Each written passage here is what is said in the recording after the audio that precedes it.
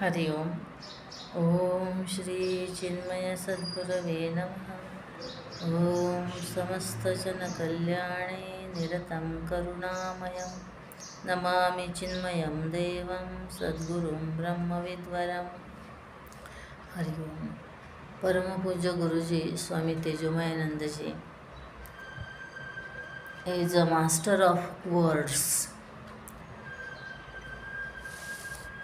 So as if words wait there when he sits for talking or writing, composing, and they urge him, they appeal him to use them. So there are many crispy and witty quotes wherein we find attractive play of words. So here are some of his selected quotations. Even if you take a dust particle and inquire, what is this dust particle? It can take you to Paramatma. So when we do causation hunting, where from it came, and we go on finding its cause, its immediate cause, and reach to ultimate cause, that is the truth. Also, if you can just see its result, what it will be after some time, after some years, what it will culminate into, then also we reach to that same truth. Next, even if you want to, you can never die. So only body disintegrates, body gets formed, so that is birth and death. The self consciousness ever remains the same to see this all birth and deaths, etc. Further, the moment you complain, it means you have identified with something. The self in us is complete and perfect, and therefore it can never entertain any complaint. No incompleteness, dissatisfaction is there. But when we identify with either of our conditionings and then resultant desire for something, and if that thing is not there, then we complain if that we are not getting. Dissociation from association with sorrow is yoga. Dukkha sanyoga viyogam yoga. So deny to associate with sorrow. When you get such dissociation from association with sorrow, then you are established in yoga, equanimity. Our biggest obstacle is lack of vairagya and burning desire to know that truth. Knowledge of our weaknesses is strength. Mumukshutva and dispassion. These are the essentials for knowing the self. And once we come to know that we lack it, we must work on cultivating it, thereby being fit for receiving the knowledge. Something is better than nothing, but nothing is better than nonsense.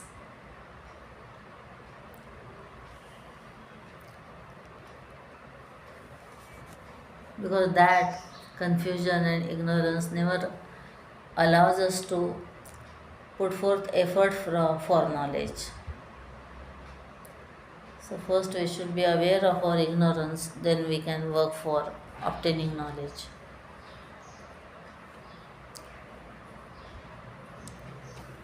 When a great writer or poet touches our heart, It is because He gives words to our own thoughts. Many times in our intellect, there is a noble ideal, there is a lofty vision,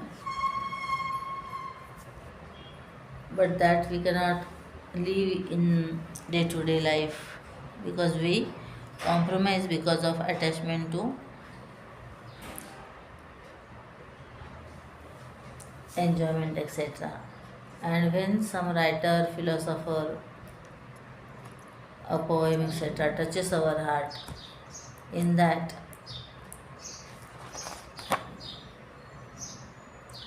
the role, some role or some person is described as following that ideal, living that principle, and therefore we identify with that. Thus, He has given words to our own thoughts. Next, don't get lost in thought. Let the thoughts get lost in you.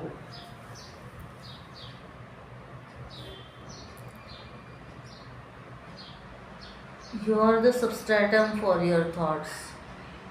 You are the origin and the place of merging of your thoughts. So, therefore, you just be witness and see the coming and going of thoughts. If you identify with thoughts, then whatever condition, whatever object, whatever direction, whatever quality of thoughts, you become that. Therefore, you degrade from your state. Therefore, don't get lost in thoughts. Let your thoughts get lost in you. Next, spirituality is simply being yourself. Muktir hitva anyatha rupam swarupena vyavasthitihi. To be what really in the core we are. So I am, not I am man or woman, rich or poor, educated or uneducated, success or failure. No, just I am. Spirituality is simply being yourself. Next, life is complicated. We have to learn the art of making it simple.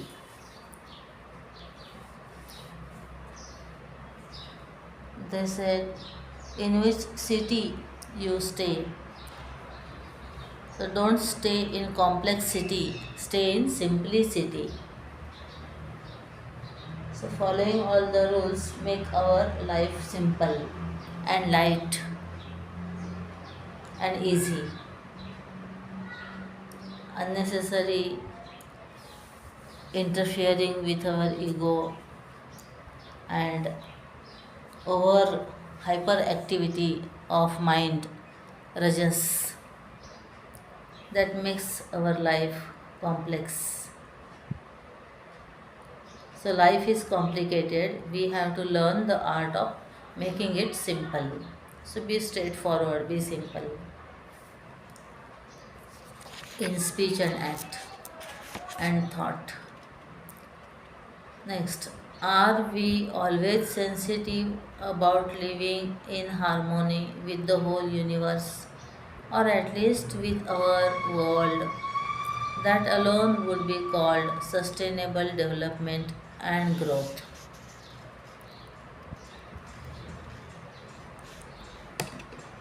Guruji says, harmony to harmony.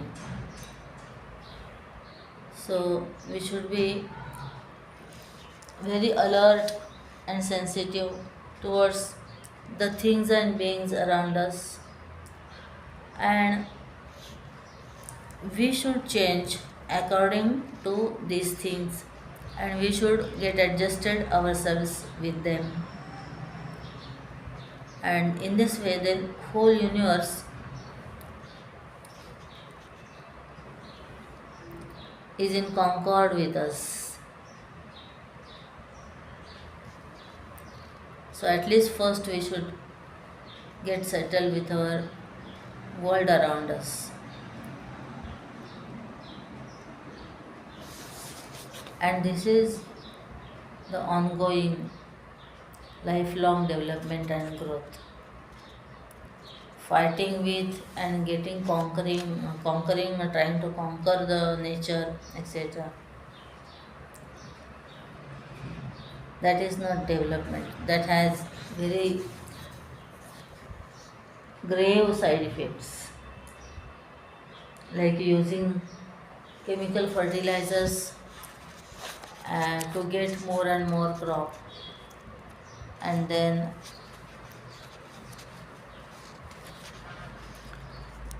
all this productivity of earth as if she takes away.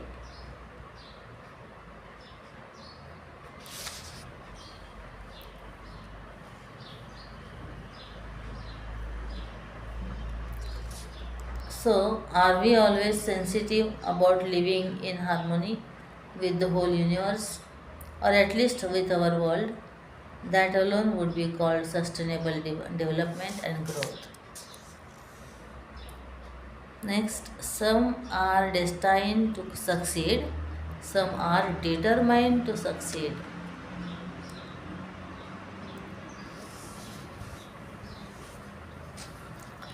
Those who have got merits from earlier birth and have put forth efforts that time, we see that easily they achieve big success.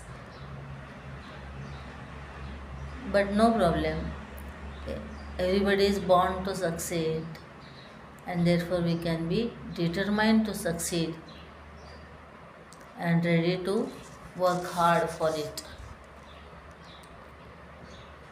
So, some are destined to succeed, some are determined to succeed. Next, when love rules, there is harmony, and no formal rules are needed. So, love is the king, and if that love rules, then everybody is put in its own place, everybody does his own duty, and there is smooth functioning of all the factors of maybe a person or a family or a community or a nation or a world. And then constitution rules assemblies, parliament, court and police, and jails that are redundant. So when love rules, there is harmony and no formal rules are needed. And that way also, even if we make rules, etc., so much constitution, Indian penal code, etc., but the law and police cannot go at each and every place, at each and every time, behind each and every person. So therefore, at last that comes to the subjective setup of mind only, that I will follow the rules, I will be ethical and moral. And if that there some person who is lovable and loving, and if he appeals us, then we become thus. Then we, for his sake, we follow the rules, etc. Next,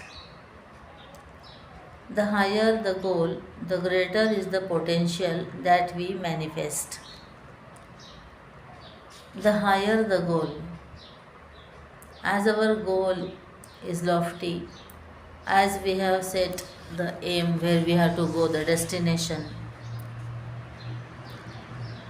is really for the welfare of all. or that which scriptures has decided, so that we get fulfillment of life, the greater is the potential that we manifest. Then the untapped capacities and faculties in us, they come out, and for that, as if we stretch, we grow. The higher the goal, the greater is the potential that we manifest. Example is given of Hanumanji. When Hanumanji dedicated his life for Sri Rama, then his all dormant abilities came out. Up till he was in service of Sugriv, they were lying there inactive. Next, don't think. As long as you think, you don't know the truth. Only when there are no thoughts is the truth revealed. Thinking is a process in duality. So, thinker, the object of thought, and thinking, function of thinking. Triad is there. And where duality or more than that factors are there, there is ignorance. Because unless and until I identify with the conditionings of my organs of knowledge or mind or intellect, also ego, I can't think.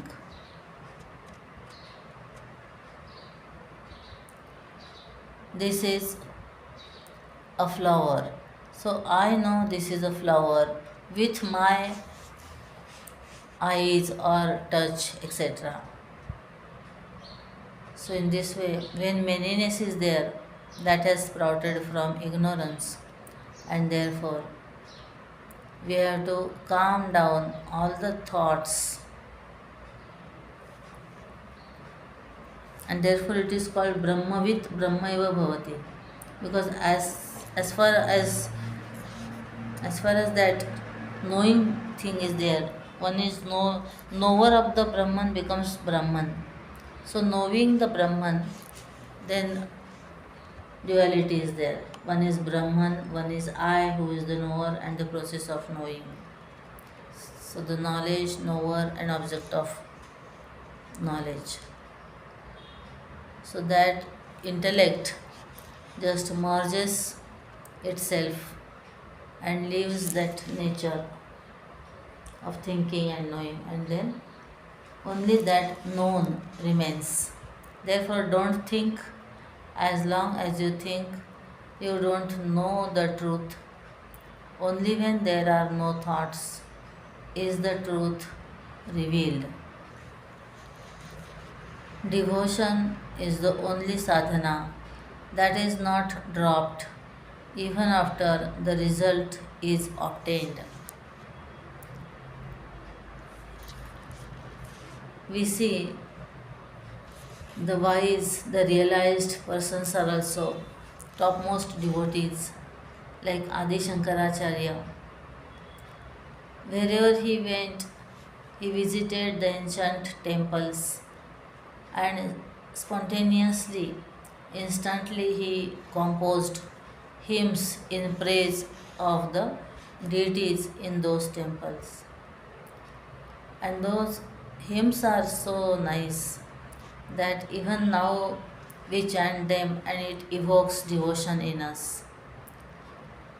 So the culmination of knowledge is devotion. So even after self-realization, devotion continues. So Guruji says devotion is the only sadhana that is not dropped even after the result is obtained.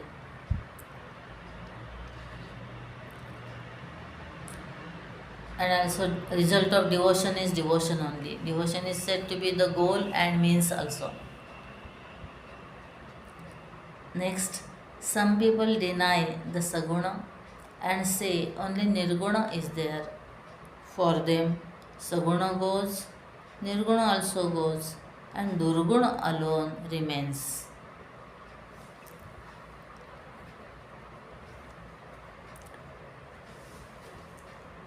One person said that he accepts and he agrees only with Nirguna. But when it comes to eating, taking bath, then that time this Saguna with form and with name, with qualities, that all things are to be needed. That time why don't one say that yes, only Nirguna I will take. But that time these all attributes etc. are needed.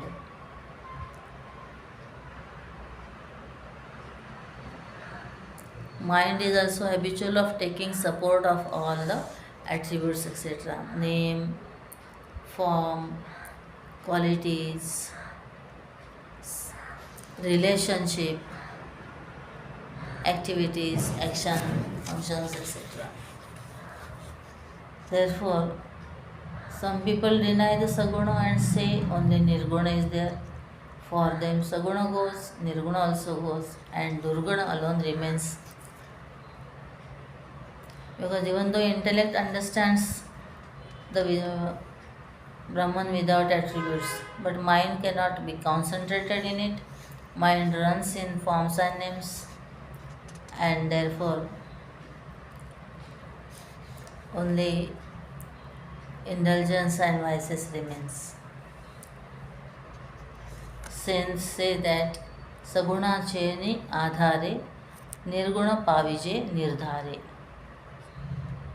With the support of God with form and attributes, you reach to the one attributeless. Next, in meditation, just be. In action, be just. And in life, adjust. Very nice play on the word just. Guruji says, in meditation, don't get identified with any role. I am good or bad. No, just I am. Just be. When you are working in the world, be just. According to as you will advocate yourself. So same way, you be the advocate of others. And just for yourself. And in life, wherever we go, adjust. You adapt the new things, you change according to the setup of things and beings around you.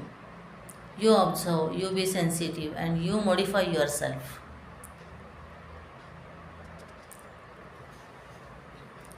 World change can be sought, can be aspired for only with the change of an individual. So Guruji says, in meditation, just be. In action, be just. And in life, adjust. Next, be greedy for God. So channelize this strong feeling of greed towards the spiritual practices. So I will do more and more japa. I will read lot of spiritual books. I will listen so many. As Pruthu says, give me 10,000, 10 lakhs years so that I can listen Lord's stories more and more. I will visit various pilgrimage centers and visit saints and sages of this time. I will write and I will speak about the glory of the God. In this way, be greedy for God.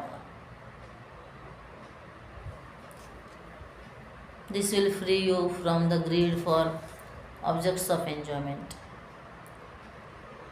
Next, your joy and sorrow have as much reality as you give them. This is very true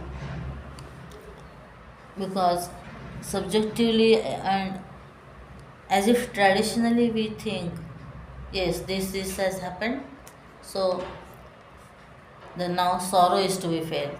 If this is there, then it is my inconvenience or discomfort.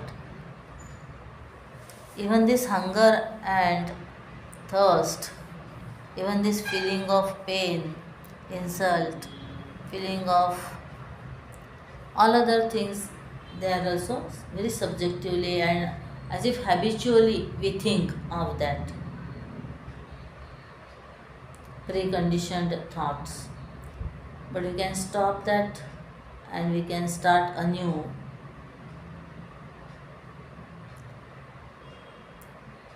And generally, whatever is the object of sorrow, that never gives us sorrow. Our ego and minus, that is the cause of sorrow. If you objectively see, those things because of which we grieve are happening in the world in so many places, in so many times, for so many people, but we are not affected for that. When it comes to me, when I becomes related to it, then only it becomes sorrowful for me. So when I stop thinking about that and I just retrieve myself, my I-ness, minus from that, that thing also stops giving us sorrow. So we superimpose the ability to make us sorrowful in that object or thing or happening. Therefore, it is very much true that your joy and sorrow have as much reality as you give to them. When we give them unreality, they become unreal, like just a dream or a shadow or a thought, imagination. Next, the jnani, while doing everything, does nothing, and by doing nothing, does everything. Doing everything but doing nothing is sannyas. Doing nothing but doing everything is yoga.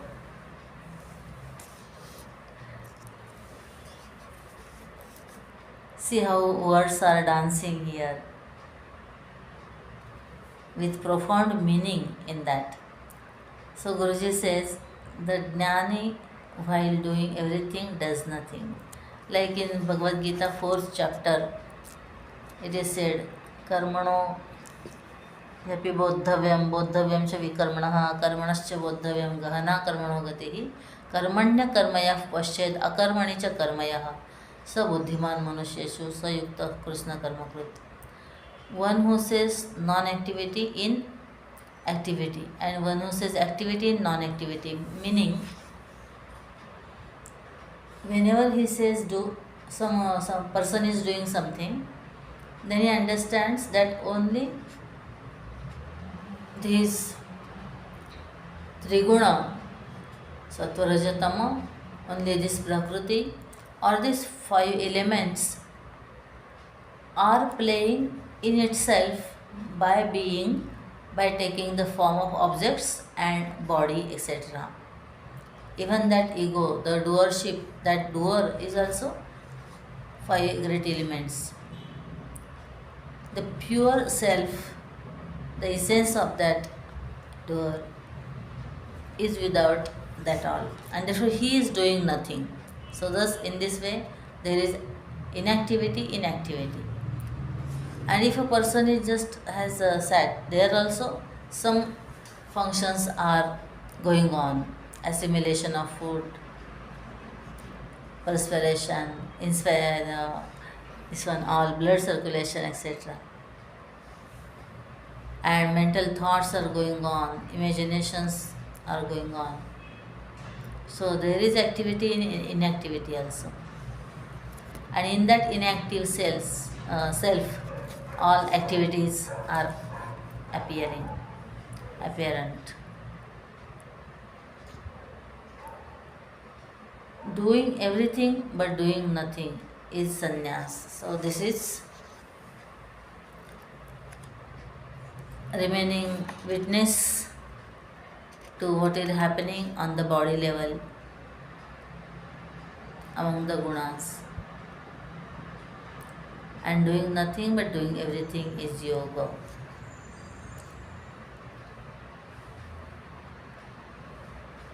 And doing all the things, all our duties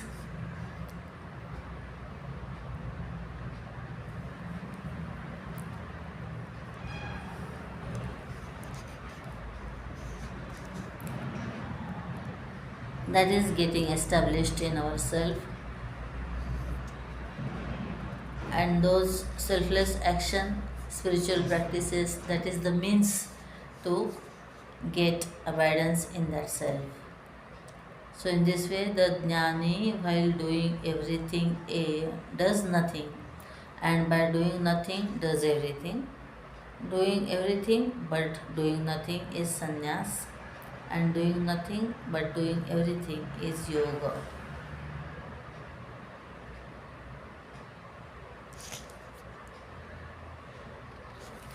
So, sakam karma for tyaga is sannyas, and karma phala tyaga is yoga. Tyaga. If you become something that is really nothing, if you really become nothing, then that is everything. This is the peculiar paradox of spiritual life.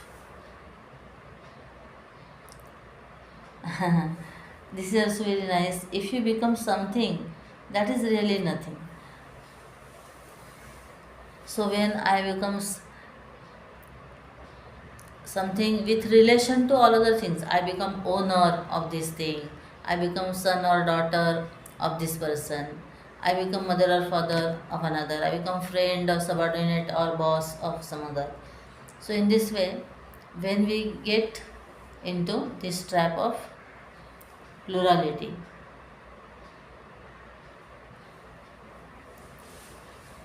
that time we go away from our center, from our consciousness, the self. Therefore, if you become something, that is really nothing. If you really become nothing, then that is everything. And when I stop identifying with all other roles, all other acquired roles, acquired identification with all the things, then neti, neti, neti. So in that way, not this, not this, I am not this, I am not this.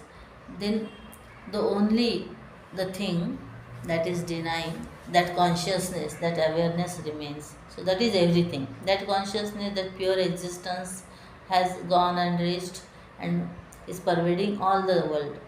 And therefore, that is everything. When you really become nothing, means that pure consciousness will remain. So that is everything. Thus, this is the peculiar paradox of spiritual life.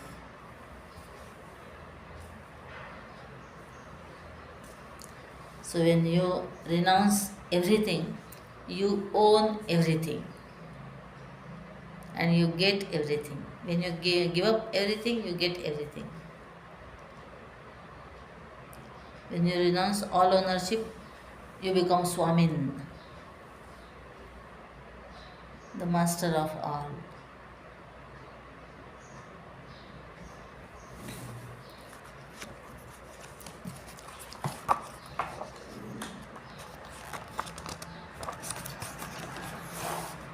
Next is respect, don't suspect. In our borders, where human trafficking etc. is there. Their board reads respect all, suspect all, inspect all, and there they do checking. When the cars etc. pass that border, they take that dog, and with that sense of smell, all the dickies etc. are checked. But here Guruji says respect, don't suspect. So for life, this is definitely very nice thing to remember, that always, most of the time, people are better than us. They are more good, more righteous, more honest, more caring, more truthful than us. So, therefore, trust in the goodness of others. Respect, don't suspect. As we would like to be respected and not suspected, same way others also. Next, be tender towards the faults of others. Be strict towards your own. So, be a judge and punish when you go wrong, but be an advocate when you think that others go wrong, and just you cover them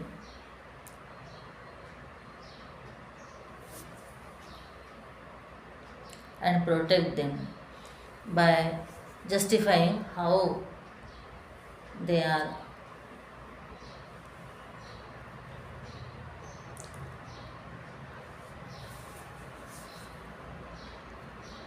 guileless.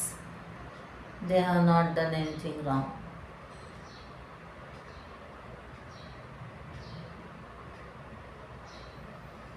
Therefore, be tender towards the faults of others, be strict towards your own. It is also said in different words that use your head to examine you and use your heart for others.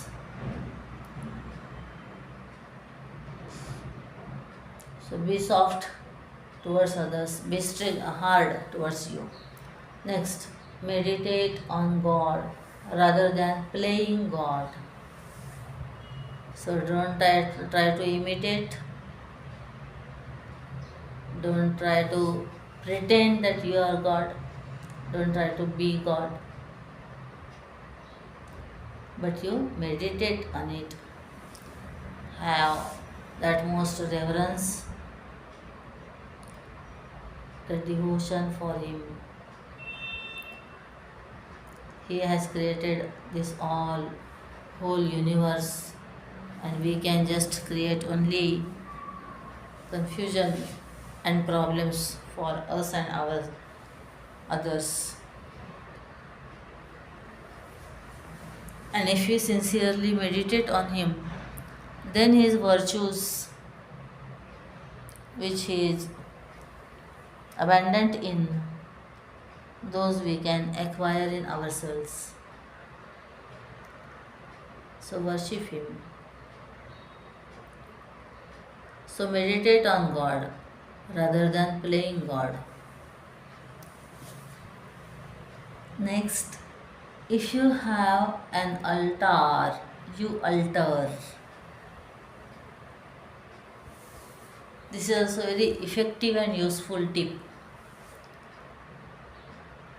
When we submit and surrender to something, then we get a strength. The best use of free will is to surrender it to the God and tell Him that you do whatever you want to do of me. You make me do your bidding. In case of sadhana also, when we take the burden of improving, removing the vices etc. from us, then often we find that we are defeated by the tricks of mind or the luring objects of enjoyment. But when we surrender truly in true spirit, then we become powerful in the sense the power and might of the Lord that comes with us now. And He is Almighty. These hurdles in sadhana, desire and anger, etc., they are just nothing in front of Him. Therefore, surrender makes you strong, it energizes you. So, if you have an altar, you alter. Therefore, have a place, a person, a book where you become humble. Next, remember others' rights over you. Forget your rights over them.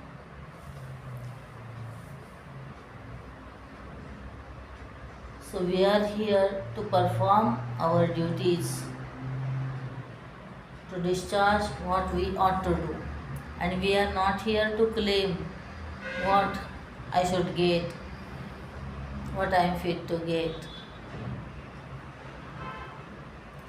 Our Indian culture is based on performing our own duties, and when everybody performs their own duties, automatically rights of others are taken care of. When the government performs its duties, the rights of citizens is automatically taken care of. When the teachers perform their own duty, the right of students is taken care of.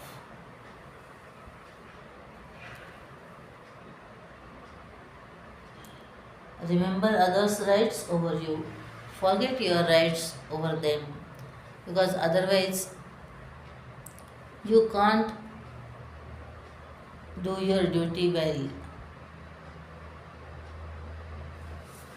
Because part of your mind is revolving on your rights.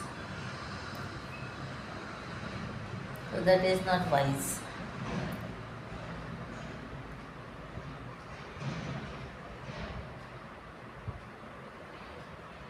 Next, remember the deadline for the project of life. In life insurance, etc., they give target this much amount, these many policies. And as 31st March comes near, they remember that day and night. Guruji says, remember the deadline for the project of life. The thing what we have to accomplish during this life. And this deadline is not known to us. It is not certain that after 100 years or 90 years only death will come. It can come at any day. Therefore, without wasting even a half an moment, we should first accomplish the task of knowing oneself, knowing that Lord, and getting established in self-knowledge and having devotion, real devotion for the Lord. This is the main project, main purpose of our life. And before the deadline comes, we should do it. Next, when all fails, His name prevails. Very nice. When all fails, His name prevails.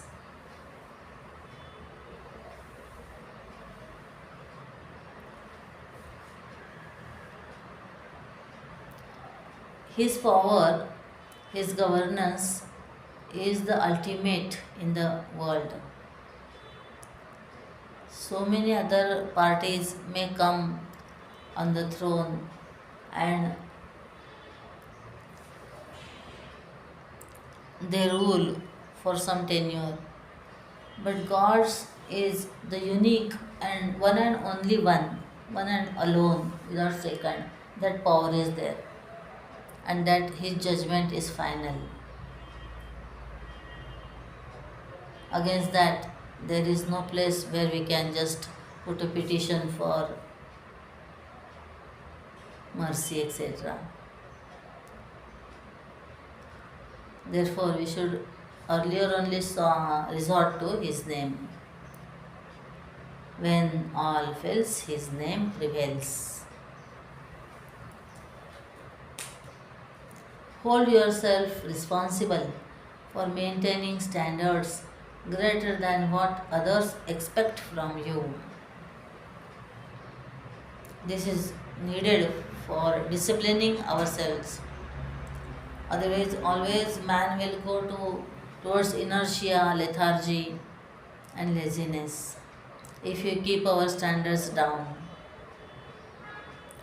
So, whatever people expect of us, speak truth, do your duties, achieve this is in the life. So, we should fix the goals even higher than that, with full control of your mind and senses, etc.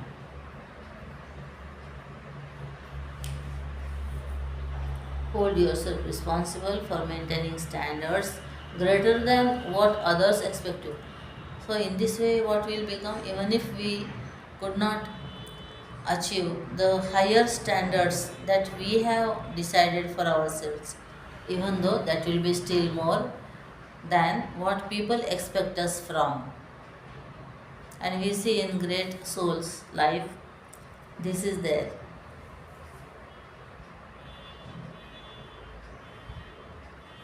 Raman Maharshi put forth a standard for him that I should become like those Nayanars, Sambandar, all the saints in Tamil Nadu. Goswami Tulsidas ji also says, when I will become like those great devotees who without any attachment were devoted to you, when I will remain on very meager necessities of life,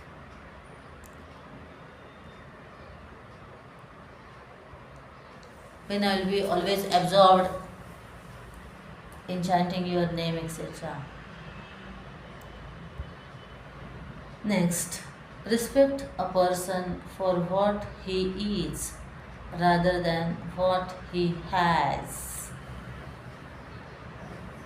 So it is values are more important than valuables. A person is that for which he stands, what is the vision of his foundation of life, and person has, that is all belongings, wealth and objects of comfort, etc. So without going to that outward belongings, you just see what his personality, what his mind is endowed with, and how it is beautified by the virtues. So respect a person for what he is rather than what he has. Next, you are limited by your imagination. So, why limit your imagination? So, as you think, so you become. If you always imagine that you are abound and you are petty, crying, cranking, so individual only, ego only, then you remain that. But if you think that you are boundless, shoreless, limitless existence, happiness, and pure knowledge, then essentially you are that. Also, in practical life,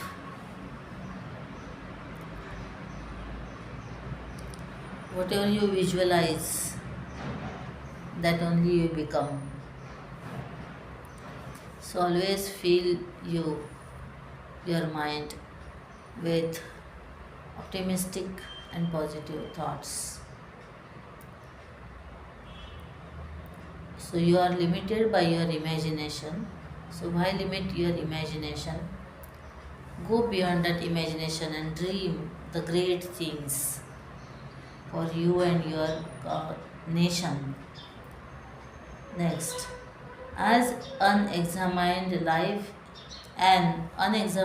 life is not worth living.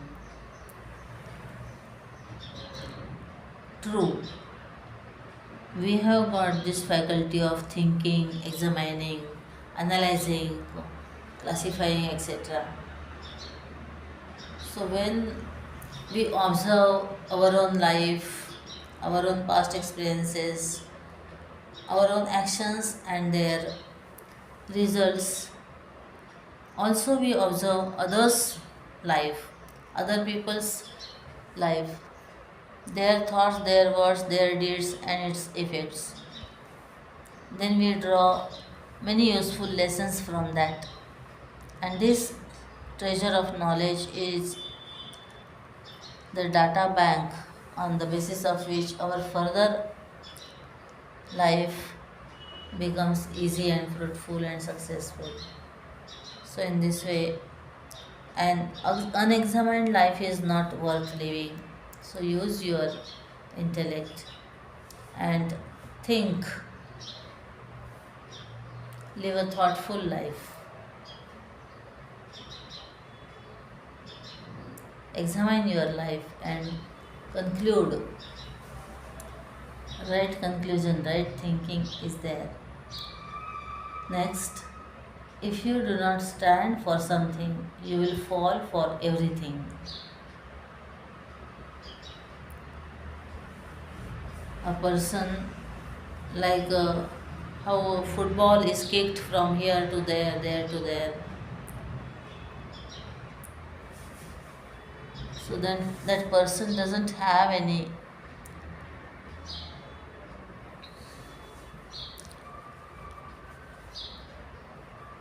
stand of his own. Like one person was asked, to which political party do you belong? He said, that party who will come on power. So who is in power? Of that I am member of. So such person is just purchased and sold at any price. So no dignity remains in that. Therefore, we should have our own philosophy of life. We should have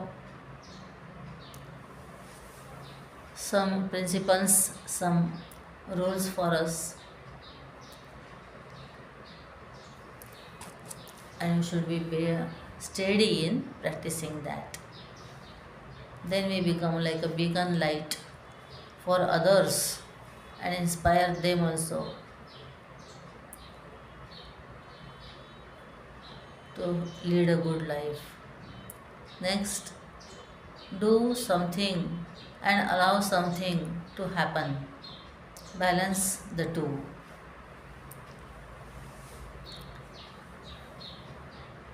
Impatience and always taking onus of doing each and everything on us, burden is not good. Shankaracharya asks, Kate kanta dhanagata chinta vatulakinta vanasti niyanta. O foolish, Don't you have any supervisor, president, or manager? The universe is managed by that Lord. So you are also in that. You are also subject to His management. So why you are unnecessarily taking stress and worry, etc.? So you do your duty as far as possible to the best of your capacity, happily, and involving your mind fully in that, and enough. You leave the rest. That will happen.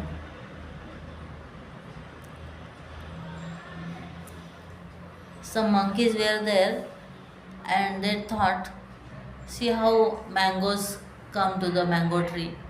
So let us plant a mango seed. And they dug a pit and put in that mango seed.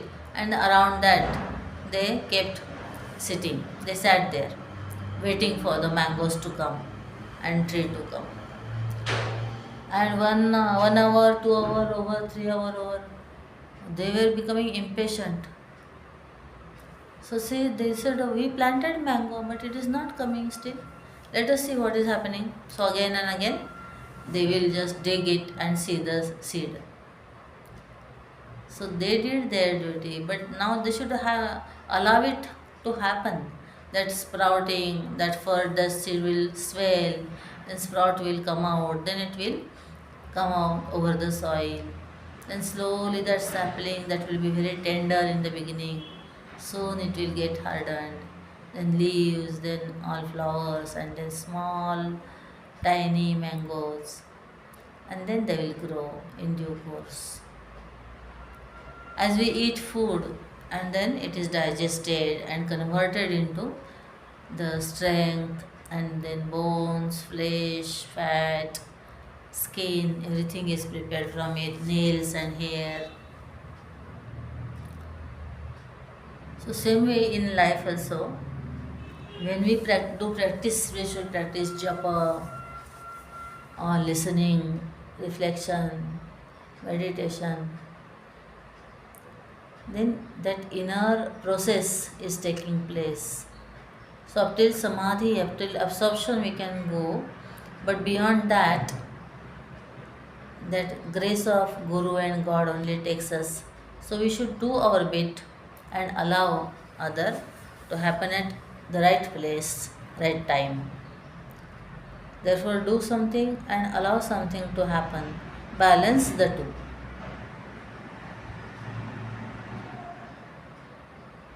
It is not that we should just keep sitting. They say that ever at rest cannot reach Everest.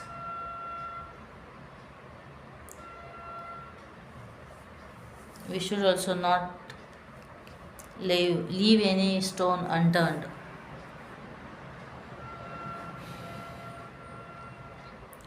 And also be patient.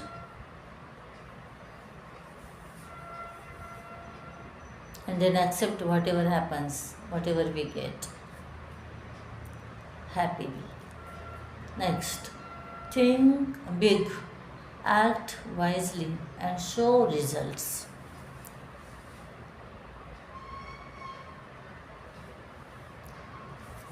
So be all encompassing, have a holistic vision, think for the well being of all, and plan all the things those are needed in that. Also consider a margin for uncertainty, and then work on it so that something will be produced, some tangible results will be seen in you and around you. Mere knowing is not doing, doing is doing. So don't tell the world what you can do, show it. Think big, act wisely, and show results. It is said in the form of equations: vision plus action is equal to transformation. Vision minus action is imagination, and action minus vision is confusion.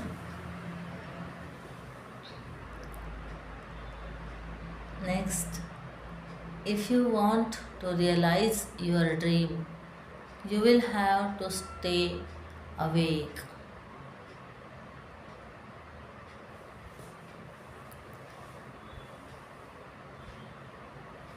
Otherwise, in dream only you will have to enjoy the result of that. One person had a dream that he has deposited 50 lakhs rupees in dream bank.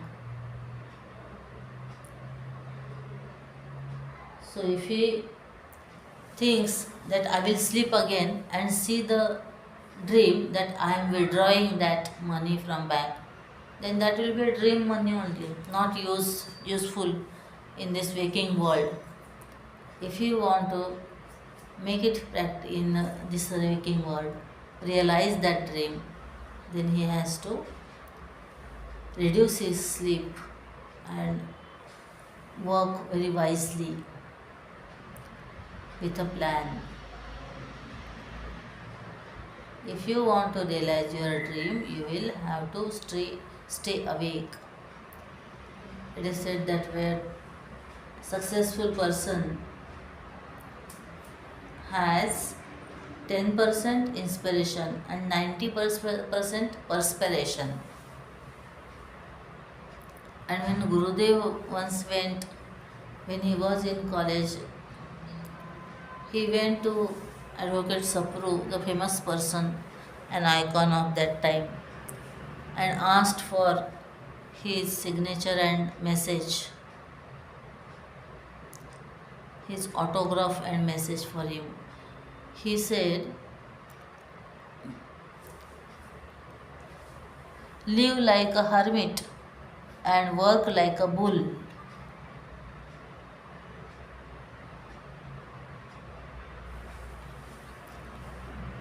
So the hard work is not optional.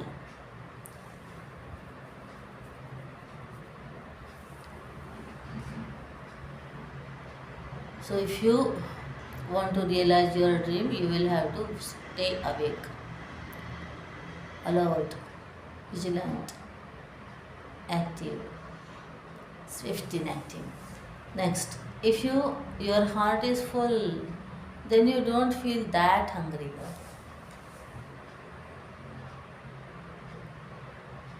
When your heart is full of gratitude, devotion for Lord, love for your work, then you feel as if your stomach is full. And if we are not interested in all, neither spiritual practice nor our duties, nor selfless service, then all the attention will be there in hunger only. So planning for next food and memories of the earlier food meal. When you get interested in other activities also, like you are interested in study, chanting, some art, some travel, seeing new places, then you don't feel that hungry.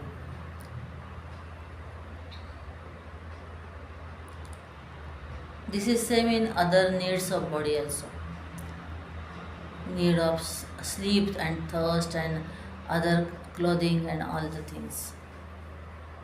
Then that person can live in on mere necessities, meager necessities,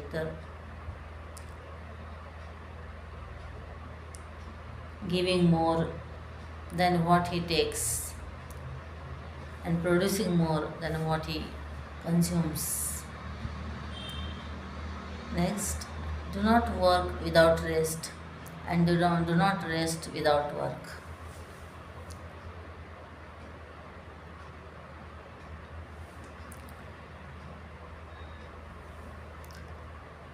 necessary hours of sleep one should get. Also, it is said that change in work is rest. Many times it happens, even if physically or we just speak more, but afterwards we can just read something or compose something, some creativity is there, then we can do that, express that in the form of writing an article or a poem.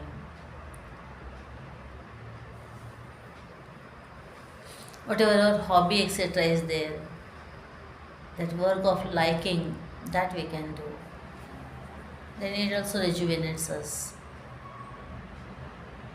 But still, at least 5 6 hours rest, deep sleep in the night, that we should take. We should not become workaholic and day night we are working, and otherwise that will have a toll on our body and health of it. And the most important thing is we should not rest without work. In one class, one teacher said, write an essay on the subject, if I am a millionaire, what I will do. So all the students started writing, thinking that he has got much money, therefore so wealthy he is, so what he will do. One boy was just sitting without even lifting his pen. When teacher saw him, she asked, why you are not writing? Why you are not doing anything? He said, that's what I will do if I am millionaire. And in Gita, God says, Niyatam kuru karmatvam karma jayo ya karmanaha sharira yatra pijate na prasiddheda karmanaha. If you don't work, then your limbs also get frozen and jam. All your joints of the bones and all your muscles, etc., they will also get jammed. Therefore, at least to keep this body active and to earn livelihood and make it able to live,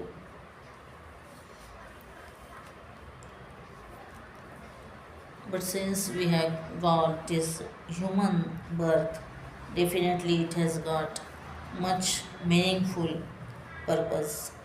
Paropakararthamidam shariram. This body we have got to help others, and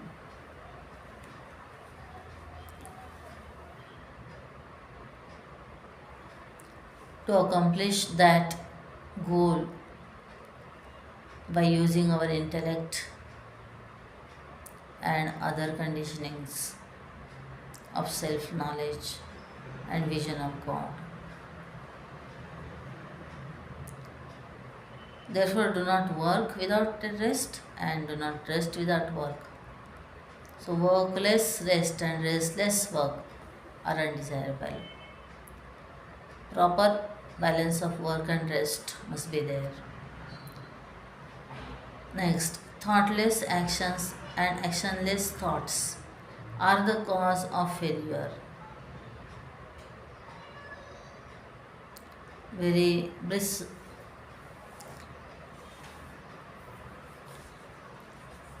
briefly, Guruji tells here the cause of failure, general cause of failure. Thoughtless action and actionless thoughts are the cause of failure. Thoughtless action. So we don't think before we act or before we speak,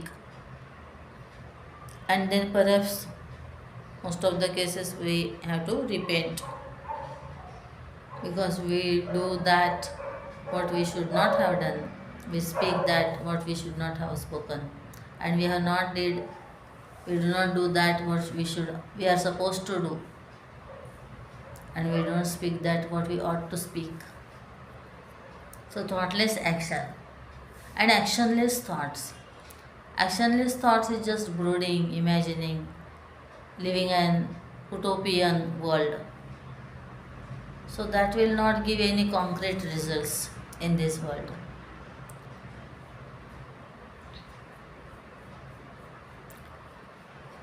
That is a sort of mental disorder.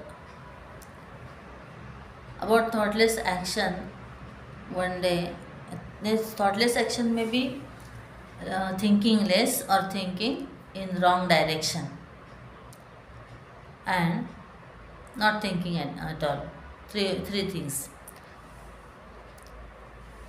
So how thinking in the wrong direction also may be there. Guruji tells one episode. One person used to take his buffalo for grazing, and this buffalo had round, strong horns. And that buffalo, he will leave for grazing and he will just sit there looking at it. And after 15 days, all the people around working in other fields, their farms, they heard a loud shout and cry for help. Please help me, please save me, please release me. Please come, come, come. So they all ran and they found that this person has in between those horns of the buffalo, both hands this side and both legs that side, and trying to come out. And that buffalo, more confused and shaking its head to drop this person. So somehow those all farmers helped him. They hold that buffalo, they hold him also, and slowly they took him out from those horns. And then when he was at rest,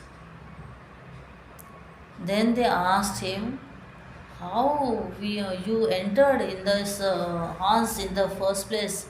Did not you think over it?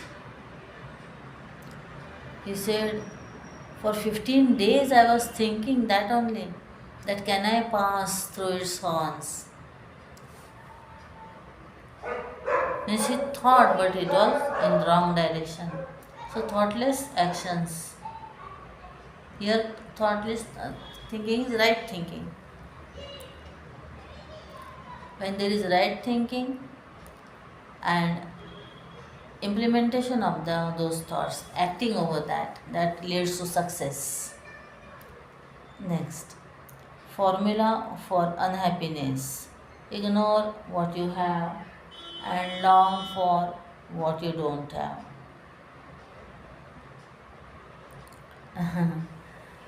So in this, sorrow is secured when we don't count what benefits and what things we have got with us, and always we crave for that thing which we don't have. It is said that other side of the grass is always greener. People think the neighbor's wife is very nice, but he only knows the torture that he is going through. Many times it happens that person says, oh, I have to struggle and go through all conflicts to get a simple thing. Never do I get anything smoothly. And he thinks that others' lives are how so much nice, smoothly, all the conducive things happen to it. And perhaps God sends all the parcel of joys, etc., success to my neighbors, and when it comes to difficulties, etc., He writes my address on that parcel. But when we are here on this earth as a mortal, merits and demerits resulting in joy and sorrow, everybody has. Maybe our problem is not with them, but their problem is with them, and that we don't have. So maybe financial scarcity, or some physical inability, some family tragedy, some relational or social or mental or intellectual. So many things are there that everybody has. And as the person is on the higher level, the intensity of problems he has, that also is greater.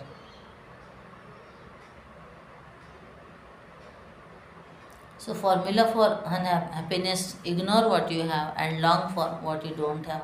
So oppositely, its corollary will be formula for happiness: be aware what you have and stop craving for what you don't have. Believe in the God that since I don't have that thing, it means I don't need it.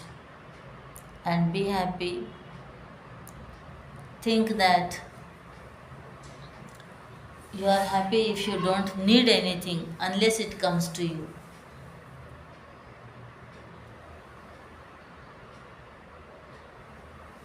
Count your blessings, stop complaining. Next, valuables are valuable, but values are invaluable. Valuables are valuable, but values are invaluable. The luxurious and expensive things that gives us just a physical comfort, they are okay, but they can't give us lasting satisfaction, a sense of perfection and completeness. But when we have these virtues and we live up to them without compromising, then we become fit for knowledge that gives us infinite bliss without any limit of it and without dependence on anything. Therefore, values are more important than valuables. It is said we lose the wealth of love in our heart for the love of wealth outside.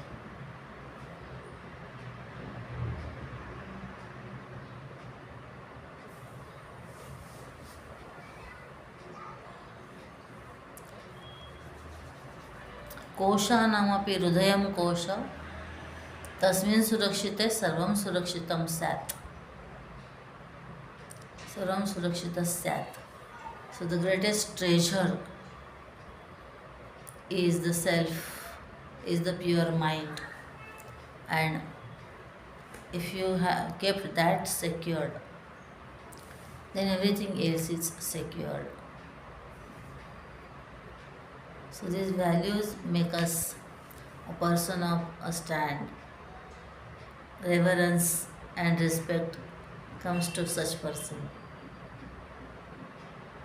Generally, belonging of valuables breeds vanity and pride, and that acts as a repellent for other persons.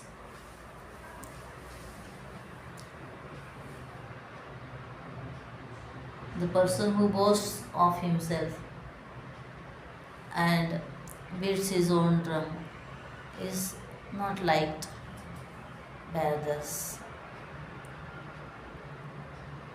Next, there is no gain without pain and no pain without gain.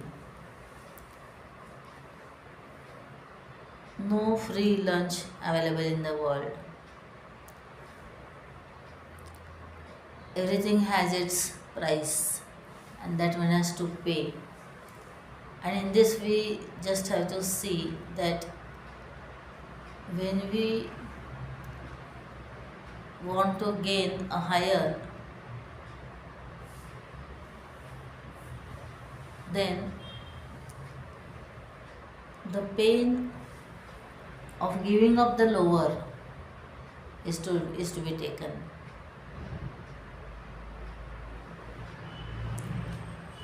If you are not ready to sacrifice that lower,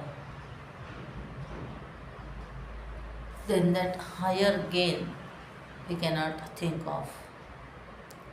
There is no gain without pain and no pain without gain. Guruji says that pain is also a gain. How? Because that is the symptom of something happening wrong in us, and we become alert. If we are sensitive, we become alert that yes, if pain is there in some part of the body, then I must do a checkup. I must examine it because somewhere something is wrong. If fever is there, then something is wrong in the system of the body. So that is just a symbol. And if that pain is get, then we become alert and we prepare for this checking, etc. If pain is not there and that disease is just growing inside our body, then that is very dangerous. Because when we come to know of it, when it shows its symptom, then perhaps there is no cure on it. The time for its treatment is gone, and that becomes fatal. So therefore this pain is a type of gain only.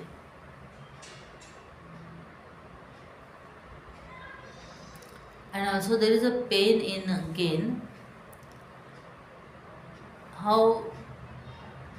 Now suppose a prime minister is there. He has gained position, post, rights, and all the things that he can imagine of. But then he cannot enjoy just a small happiness of the ordinary person. A layman on the street can just stop somewhere, eat there, drink something, sit under the tree in a park, whatever he want he can do. But such a big person, means who is on the big post, the great famous industrialist or a prime minister, president, etc., they cannot just take these small happinesses like an ordinary person. Always they are surrounded by this one, so much security and commandos, and even if they go for washroom, then also outside he is waiting there.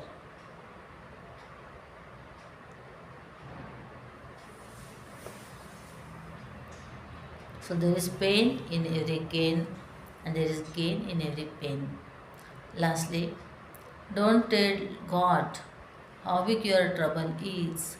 Tell your trouble how big your God is. Very nice quote. Generally, we tend to describe what grave problem I have, and oh God, please come and do something. But instead of that, we should focus to that problem and sing the glory of the God, sing His greatness to Him, and how He has come to help to staunch devotees earlier, and how He has taken incarnation of the whatever form and name is necessary, and how His incredible prowess, how He is omniscient, omnipresent, and omnipotent. So, in this way, when we do this, then that problem becomes just a trifle for us, and we can definitely overcome it. So, don't tell God how big your trouble is, tell your trouble how big your God is.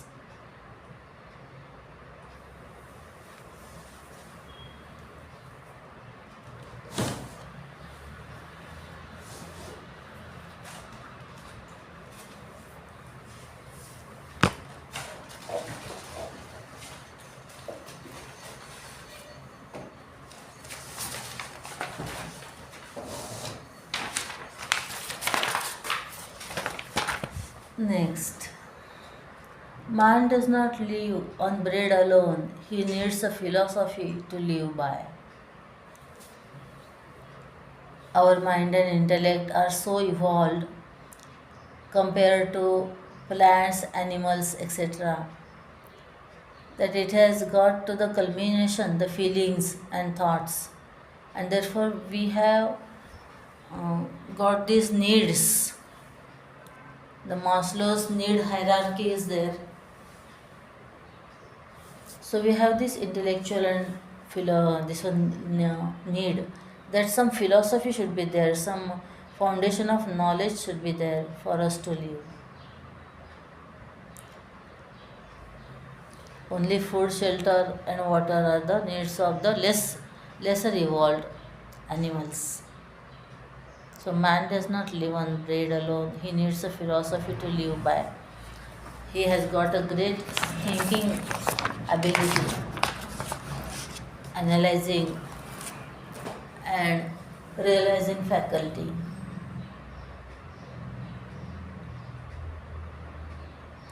He can visualize even the unknown fields of knowledge.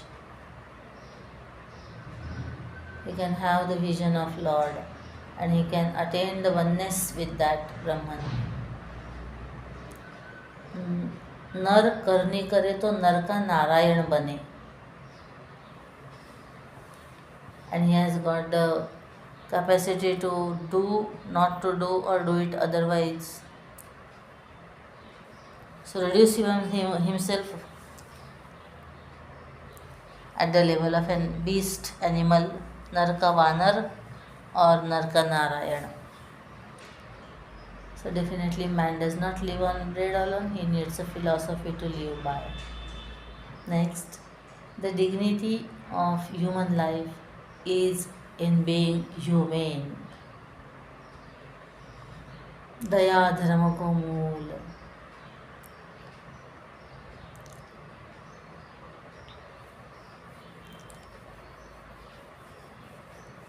ऐसे कहते हैं, पोथी पढ़ पढ़ जगत में पंडित भया न कोई, ढाई आखर प्रेम के पढ़े सो पंडित होय. One who have love, one who have kindness, humanity, he is real human. So that is the gist of all righteousness. Soft-heartedness must be there.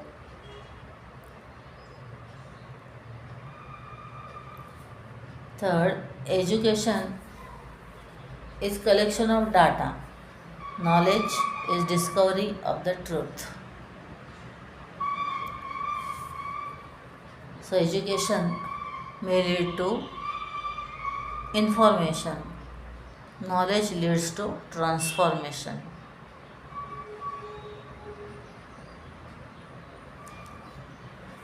In education, we come to know how the function happens, and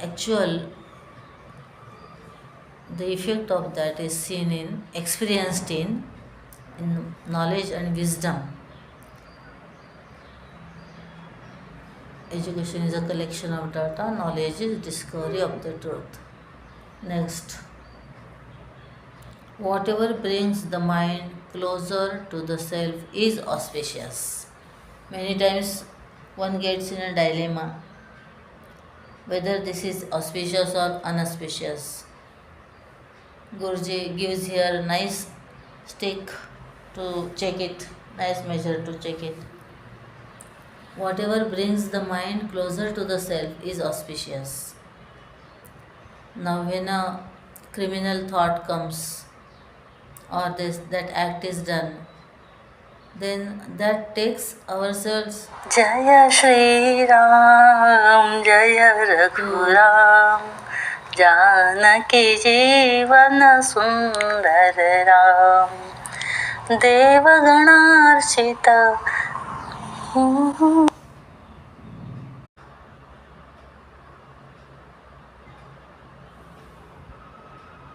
Jaya Shri Ram Jaya Raghuram Janaki Jeevan Sundar.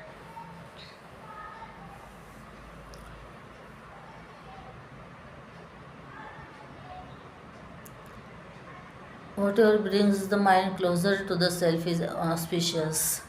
When a person gets an idea or thought of doing something wrong, then that takes us away from ourself, our core of the center of our personality, and that is sin.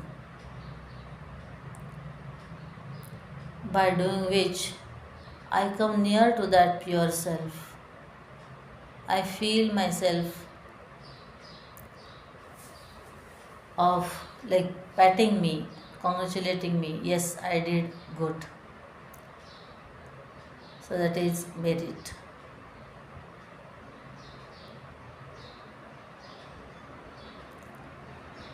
Once Girish Chandra Ghosh, he was the actor. He was a devotee of Ramakrishna Paramahansa ji. So when he told him that I want to get rid of this addiction of drinking alcohol, please help me. So he said, you offer it to me before taking, and then you take that. So in the evening, when as usual he had got that strong desire to drink,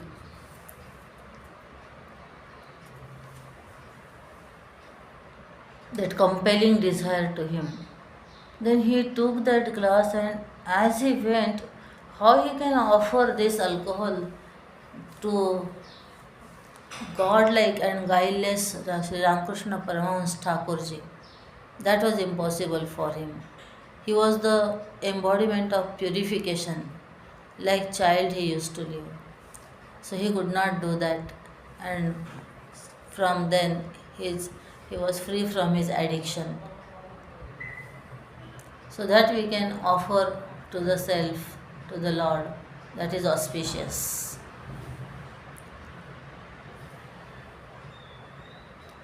Next, to cut down on the quantity of thoughts, eliminate at least opposing thoughts. It is said that 60,000 thoughts pass from the mind of an ordinary person.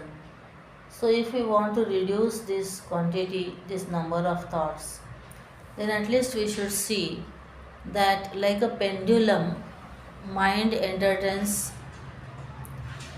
self-contradicting thoughts. So that we should cut down, that we should stop.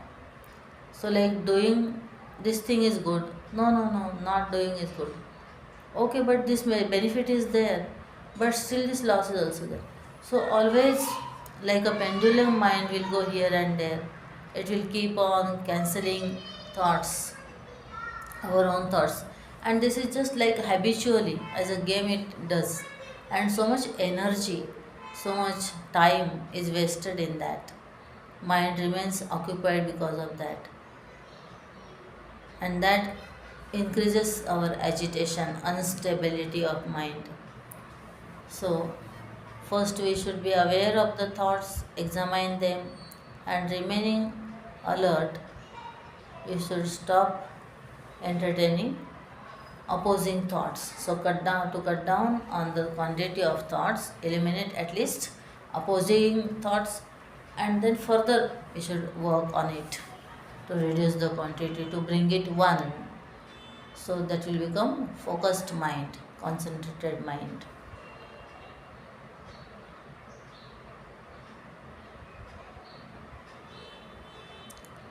You can never waste time, you waste yourself.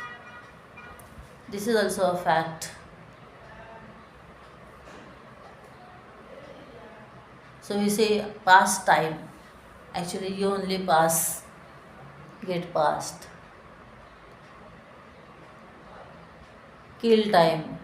You are getting killed. Time remains as it is.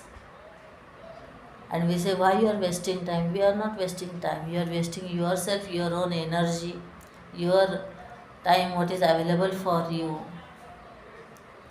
your mind and other faculties' strength.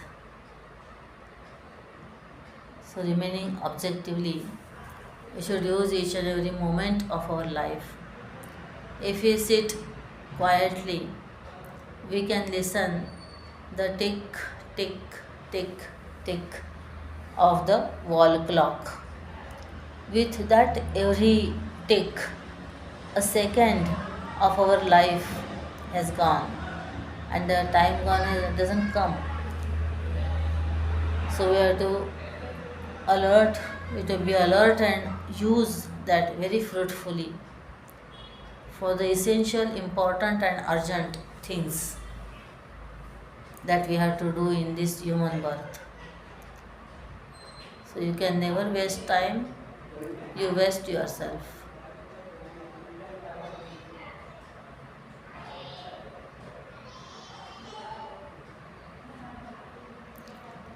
Next, chanting is enchanting. This is about Vedic pattern. When Sanskrit chanting of hymns, recitations of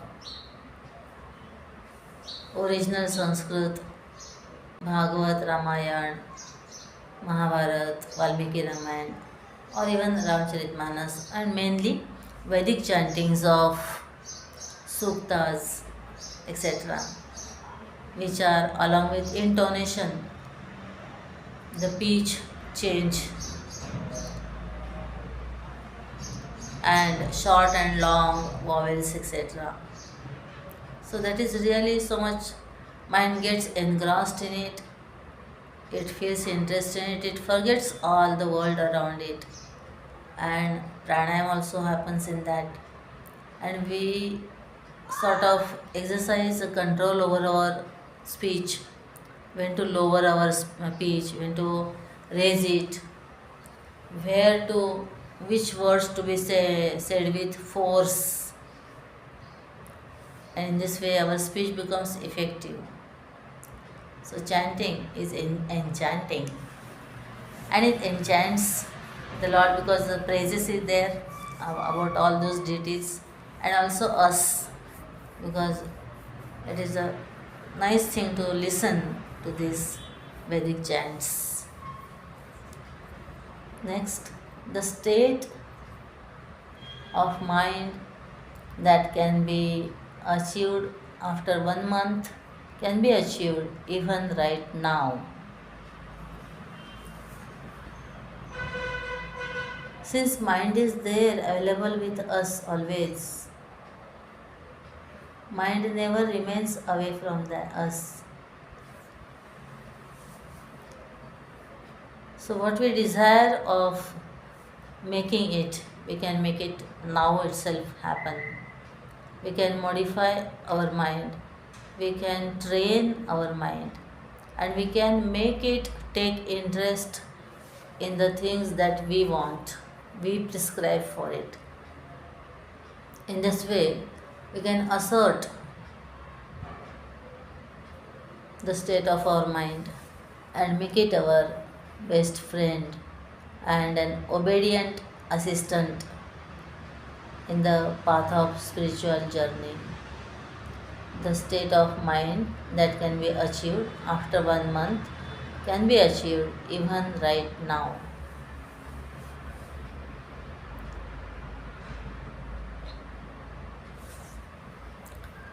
And better the sooner, as early as possible, we should do this feat.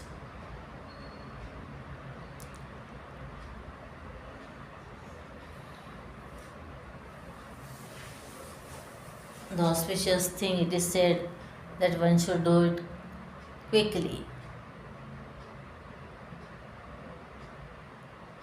Next, values lived become virtues. When it is said that speak truth, so one knows that that is a good thought written on the blackboard in the school. So that is a value. Speaking truth, truthfulness is a value. But when one lives that in life,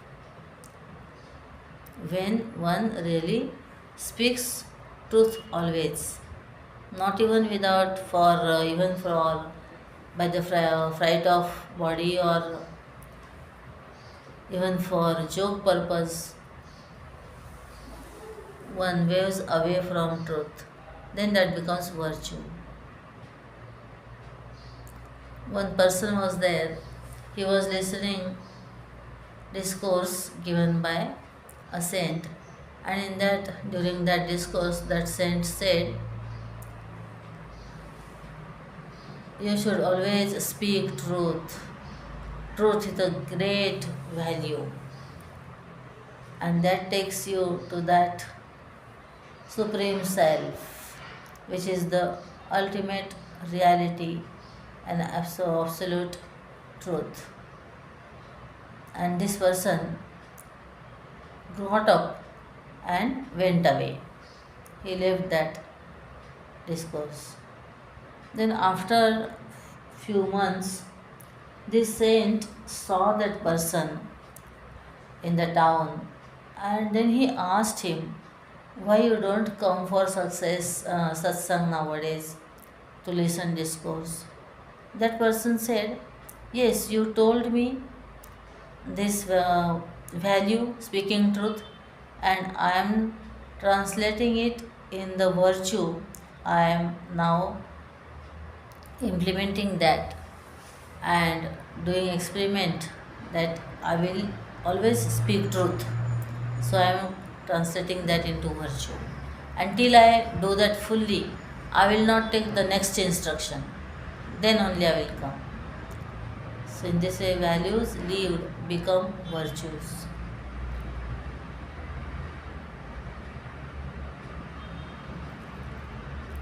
Guru Nanak Sahib Devji,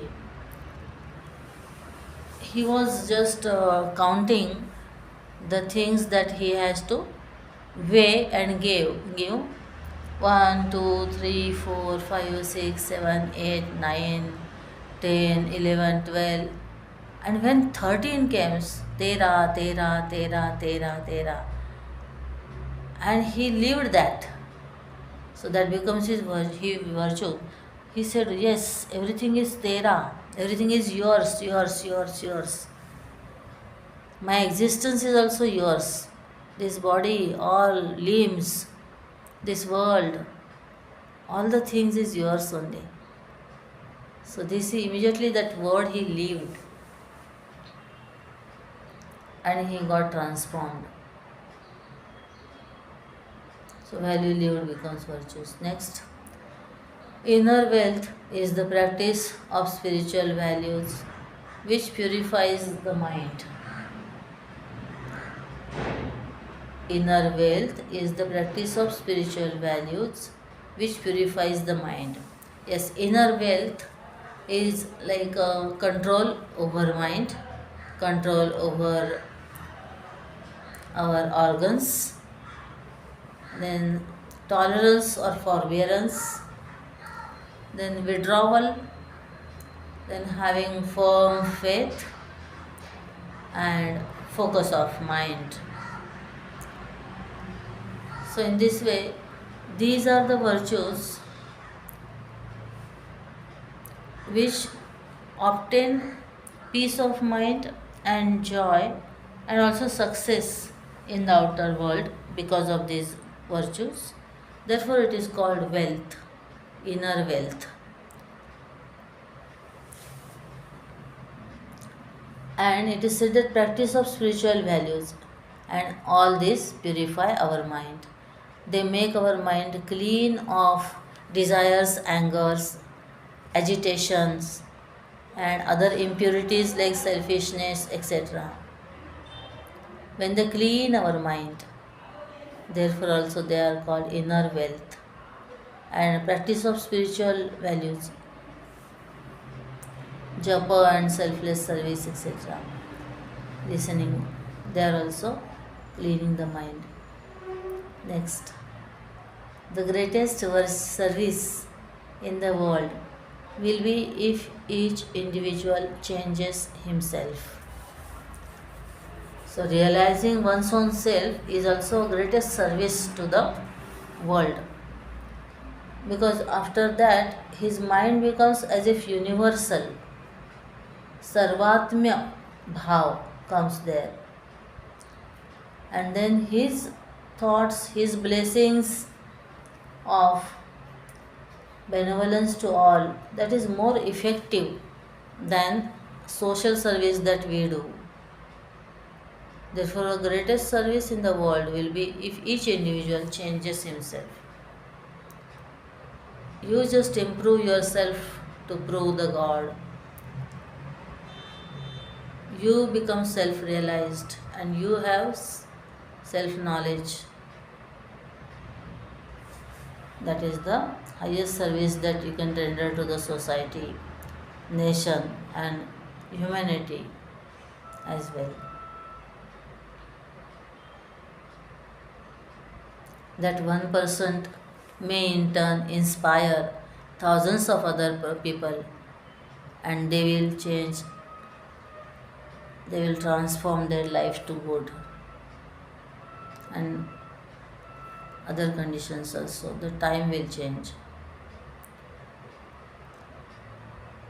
To transform the personality, keep the head calm and balanced, act efficiently, and see results.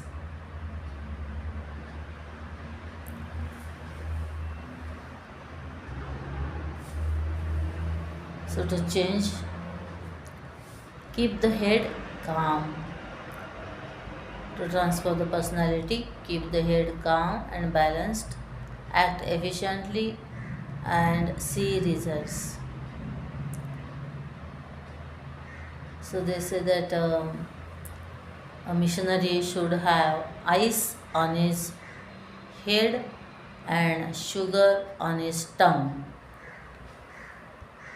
So, always be cool, patient, always have equipoise, and think well, think rightly. And then, when decision is taken, that is to be implemented without any further delay. So, plan out your action and act on your plan.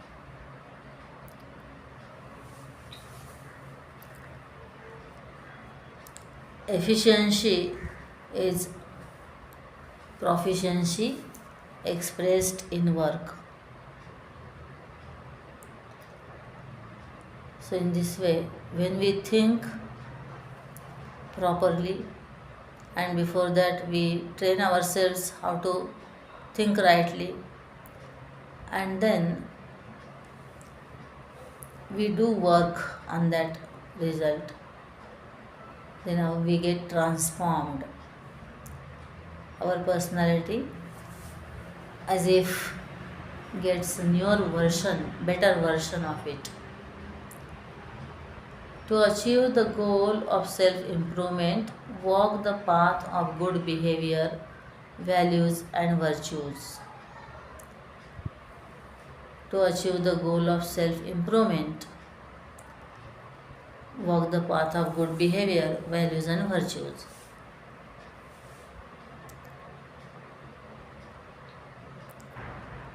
values and virtues that we have, they get manifested as our speech and our acts outside,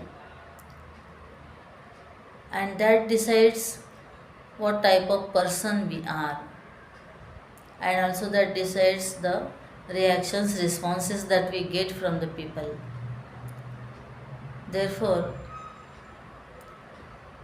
if you want to improve ourselves, our status as a person, if you want to be a good, respectable person, then it is imperial on our side to 100% follow the values and virtues. Not that sometimes or when it is all conducive environment is there, and when it is just pain giving, then leave that. 100% implementation of values improves our personality. So goodness must be there fully in ourselves.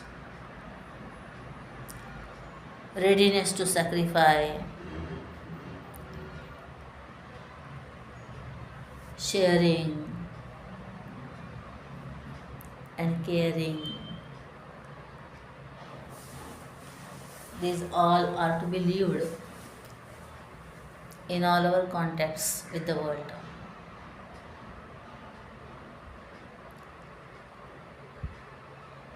To transform ourselves. Next, in giving, show humility, in receiving, gratitude. In giving, show humility, in receiving, gratitude. So, give with humility, receive with gratitude. So, thanksgiving must be there, and while offering help, while sharing something, we should be humble that God has given me this ability to give, that God has given me this abundance, and therefore I am able to share that. So, in giving also, we should be thankful to God and humble to the receiver who has come to us to take. And we should be egoist to ask for help or that we need. And when we get that, when we receive that, we must be very grateful towards the giver, because he is giving his sense of possession on that. Perhaps he is sacrificing his comfort while he gives that thing to us. Therefore, very nicely Guruji says, in giving show humility, in receiving gratitude. And recently he said one small sentence: life is a give and take. So give love to all and take Lord's name. So give love, take Lord's name. Give and take, that is life. Next, he who believes in God and yet remains worried and disturbed, he also is also an atheist. So atheist is a disbeliever of God, but he is also an atheist who don't believe in himself and therefore remains worried and disturbed and says that he believes in God. If he believes in God, then God is knowing all, God can do anything, and God is present everywhere. So he must be knowing what is problem belonging to him. So he need not worry then. He need not get disturbed then, once he has surrendered to God. When you surrender your worries and problems to God, now let God decide what to do with that. If again after giving to God also, if you are only worrying, then you are taking again that responsibility of solving those problems to yourself when once you have given it to God. So it is not good to give and then take again that thing which you offer. Therefore it is said he is also atheist, means as if he is not believing in that capacity of God to understand the problem or to solve the problem or know the problem and to know what is good and bad for you. So you are just defiling his infinitude. So therefore, he who believes in God and yet remains worried and disturbed is also an atheist. One lady who runs a nursery school manages all the things, all the affairs related herself. So when asked how she do that, she says that I have entered into a contract with the Lord. I told him, you worry, I will work. So I will not worry. So whatever possible, I go on doing and not worry. So bury the worry.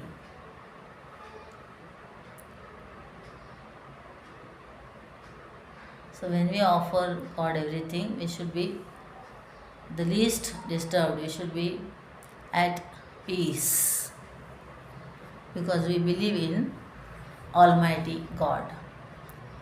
Next, superficially dishonesty may seem to pay, but we realize that actually honesty alone pays. So right is might and not the rule of forest. Might is right. When in an office also an honest person is there and some are dishonest person who take bribery, etc. So they all are always frightened of him if he reports because he himself doesn't take anything. So right is might.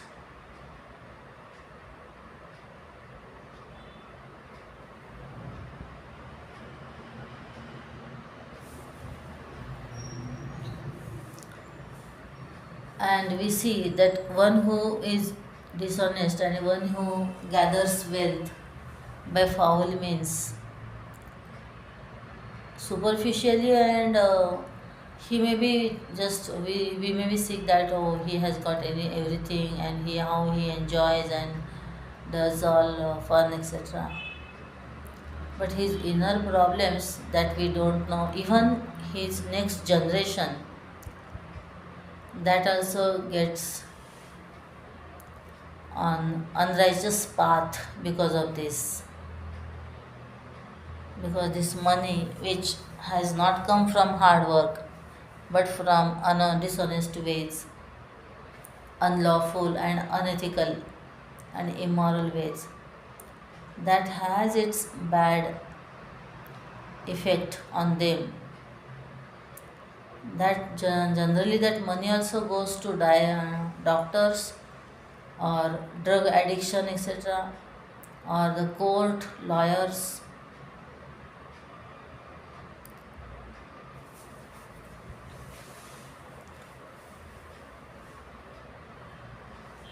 And one who is living an honest life, his conscience is very clean and he can sleep just when he hits his back to the bed.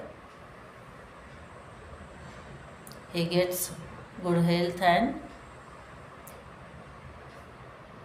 respect from his family, etc. So superficially dishonesty may seem to pay, but we realize that actually honesty alone pays. Next, we need to belong to him and then he belongs to us. So it is called graha and anugraha.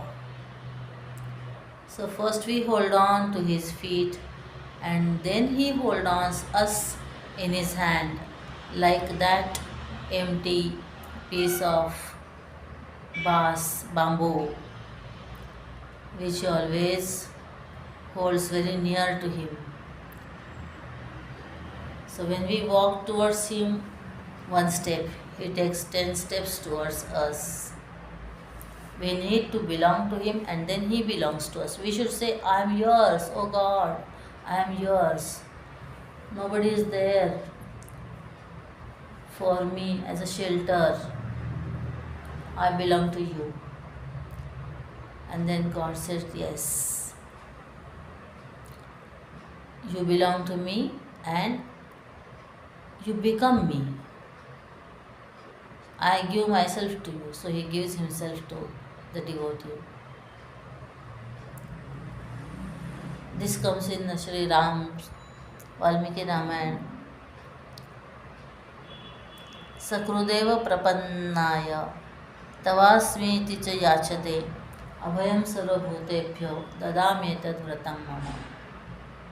Even if once that devotee says that, oh Lord, I am yours, and then he has submitted to me, surrendered to me, then I make him fearless and remove his fear from anything and being in the world. I make him fearless from all. So when God belongs to us, then God is a abode of all the virtues and wealth. So definitely the knowledge, self-knowledge and liberation he is able to give.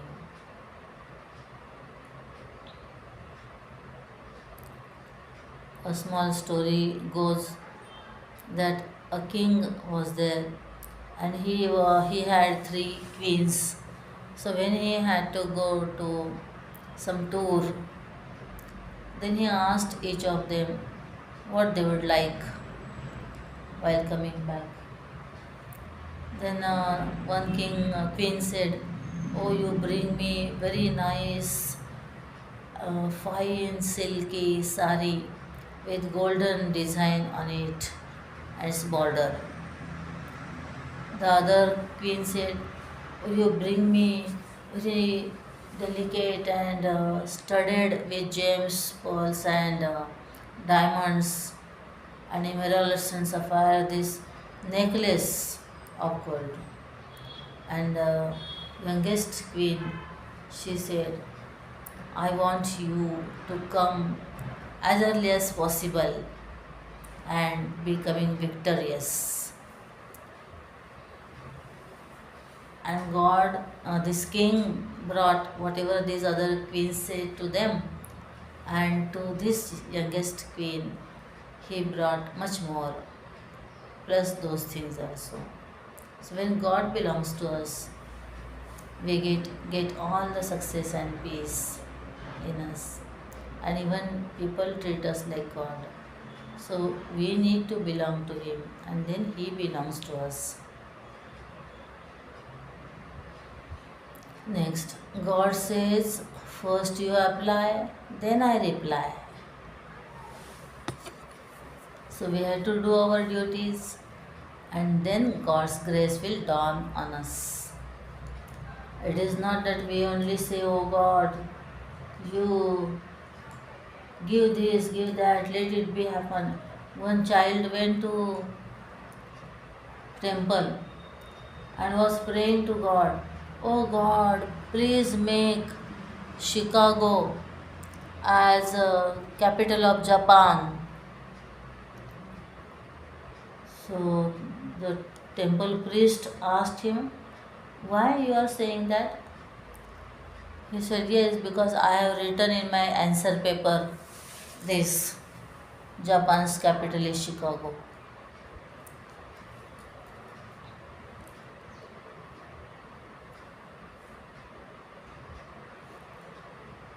So God says, first you apply and then I will reply. So first you have to remember God. First you have to decide that I will be good now, I will be nice now, I will abandon all my crooked ways, falsehood and wicked things in my nature. And then slowly God's grace will be on us. One person said to God, "Oh God, give me a break. Let me win the lottery. Why you are not giving me that lottery?" And he heard this gods saying, "You first buy a ticket, at least lottery ticket." So God says, "First you apply, then I will reply." Next is the longing for knowledge is sure sign for God's grace.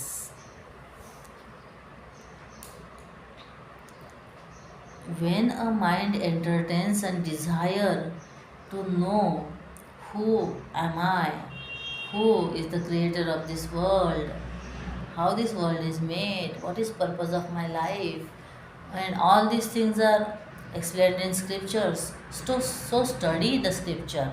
When this desire comes in man, it is a sure sign that God's grace has done to us and our merits have become fruitful. Because otherwise, crores of people just live, get birth, and grow, and just get married and just breed the children, and on one day they die. But never do they think philosophically in these basic elemental questions, and never they do get the information, the chances, the faculties needed for knowing this self knowledge.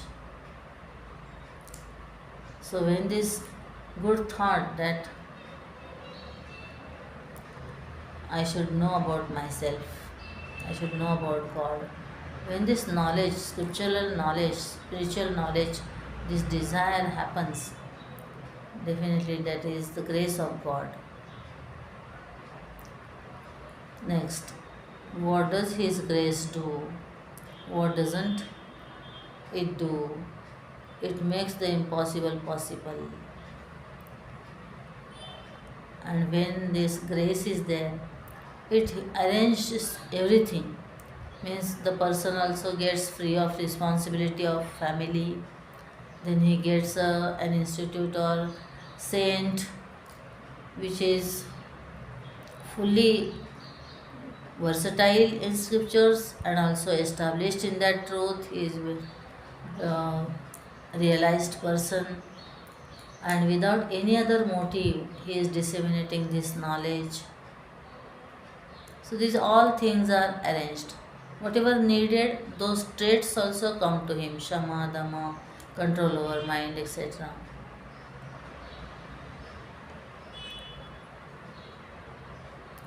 So now, as if God becomes his caretaker and manager, and he just makes God attorney. He gives God all the right to do anything for him, whatever is needed, in his infinite knowledge of even past, present, and future. So, what does His grace do? And a counter question is asked: what doesn't it do? It makes the impossible possible. And really, many saints they say this.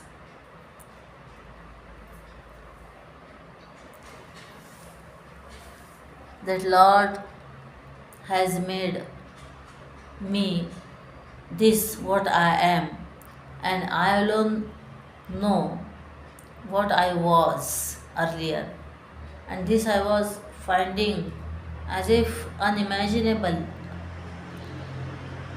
So many bad traits were there in me, and now complete transformation is there.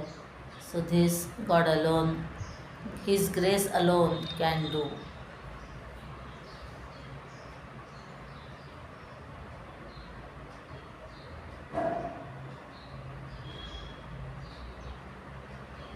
And this is seen in very small things also. A person who used to sleep late, a father said that my daughter does sun salutations every day, but to the setting sun.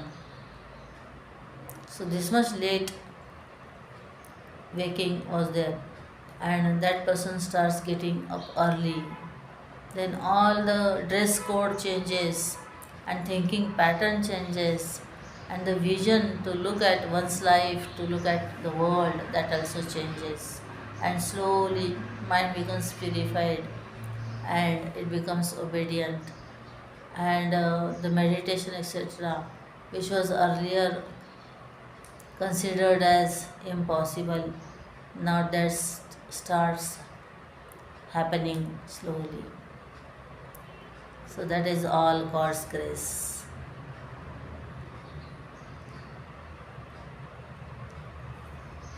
And lastly, knowing that myself is that supreme reality, that pure consciousness, that thing which happens even to uh, millions of people, one among the millions of people, that also happens.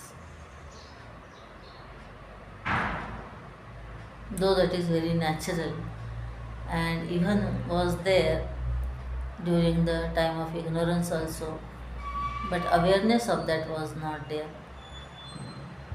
Next, God's gift put man's best dreams to shame. Even we cannot imagine that much God gives, and He has novel ways to give and make a thing happen. He is the very source of all creativity that we have.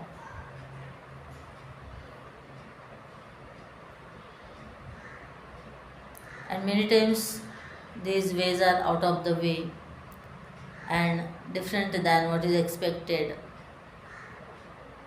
or thought of. Unasked desires gets fulfilled. God's gift put man's best dreams to shame. But He is well-wisher of us and not wish-fulfiller. He is not our manager to instruct Him, let this happen, let that be done. We have to give the charge of our life at His hands.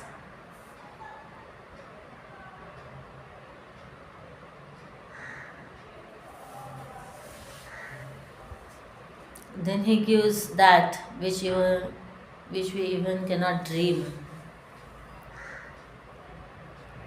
which we don't know that if I am eligible to get that or not. More than that He gives us, for which we are liable to get. Next, God given talents and abilities make each one special. Everybody is unique in this universe. Everybody has a different capacities and talents and abilities that God has given, and that makes everybody unique in this world. And this sense is there in everybody. I am different, I am somewhat extraordinary, I am outstanding. That same self gets expressed, and in this body, mind, intellect, this all conditionings, that some speciality is there, some different gestures or thinking way of thinking, or some art.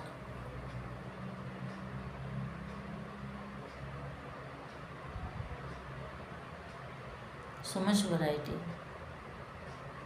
and everyone has a special. Therefore, everyone has a place, a role in this whole cycle of universe.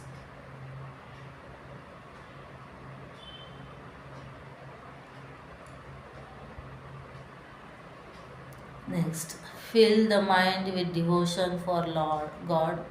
It will then become concentrated, steady, and undisturbed. Fill the mind with devotion for God. It will then become concentrated, steady, and undisturbed. Since God is that full of these virtues, oneness, one alone without a second. Therefore, His devotion gives us focus of mind. Also, He is embodiment of knowledge. Then our mind also becomes desirous of knowledge when we are devoted to Him. And He is without any movement, vertical, horizontal, in any way, unchanged, unchangeable, undivided, still.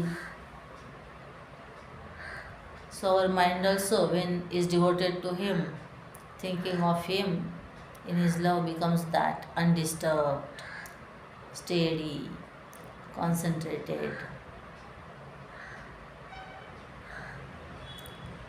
Many other benefits of devotion, like God, a mind devoted to God becomes pure, kind, happy, full of bliss, liberal, large hearted,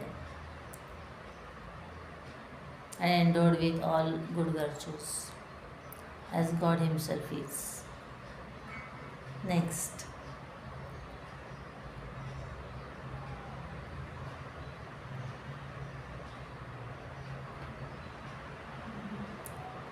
when hurt, forgive and forget, then the mind will be peaceful. This is the elixir that we should remember when we just get offended, our ego gets hurt. So, if we that time forgive and forget, then peace will be ours.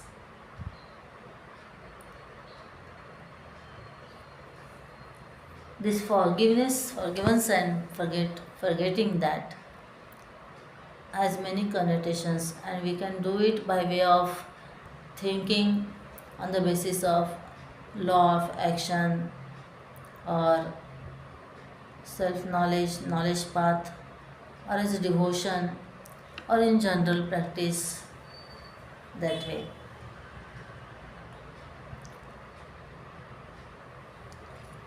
We can think him with empathy that why he behaved like that.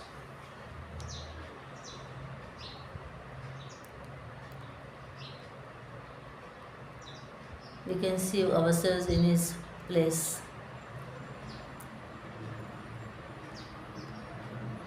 We can just universalize our attitude to encompass that person, that happening also. We can zoom out and zoom in with respect to time and space and see the insignificance of that happening as if we are thinking about it after 30 years, and as from the upward of the cosmos. So that place where it happened is just a dot, a speck in this whole universe. Or by this knowledge that same self is there, the outer conditions that will just get burnt to ashes, and that is also same element, only it has come.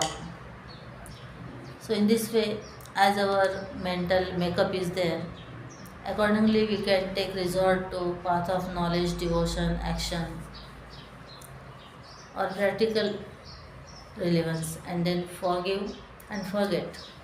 Then peace, which is already there as a substratum for all this disturbance, that is inherent substratum that we will feel. Next, surrender is faith in someone, and inherent faith is the ability of the Lord and His compassion. Surrender is a faith in someone, and inherent faith in the ability of the Lord and His compassion.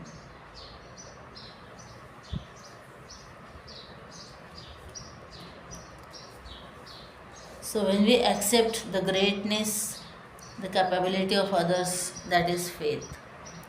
And when we resort help from that only, leaving aside all other reliance, that one alone, without second, exclusively that. So that then surrender, thinking that yes, I am now weak,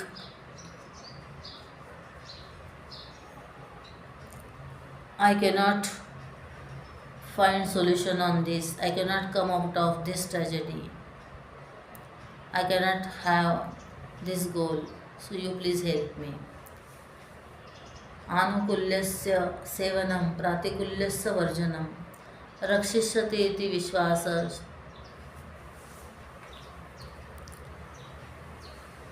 गोप्तृत्वे वर्णं तथा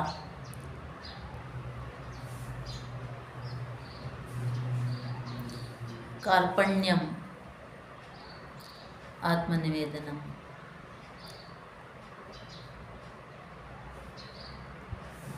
Whatever things are conducive to surrender, that is to be done. And like egoistic things, egoistic feelings, pride, etc., those are harmful to surrender. So leave that. Vanity, etc., leave that. And firm believe that you are powerful and I take refuge in you. And then I am helpless. You please lift me from this abyss.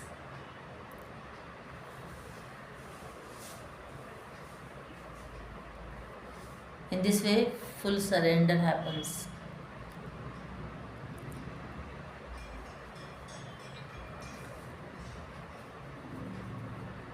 And God is not only powerful, but He is kind also. He is merciful and compassionate also. So He is soft hearted, not to tolerate my affliction. So definitely He will come to my help. So in this way, surrender is faith in someone and inherent faith in the ability to the Lord, ability of the Lord and His compassion. Next, don't get lost in your thoughts. Let your thoughts get lost in you.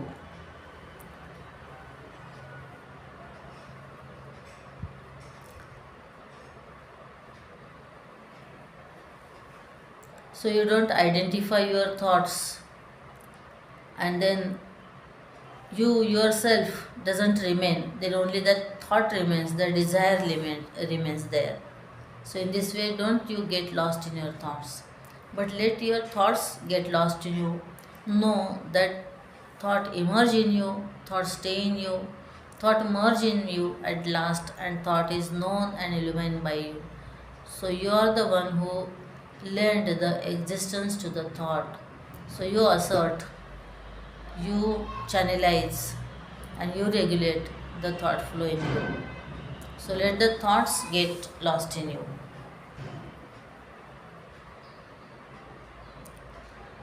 Next, it is because of the presence of the life force that an atheist can deny the existence of God.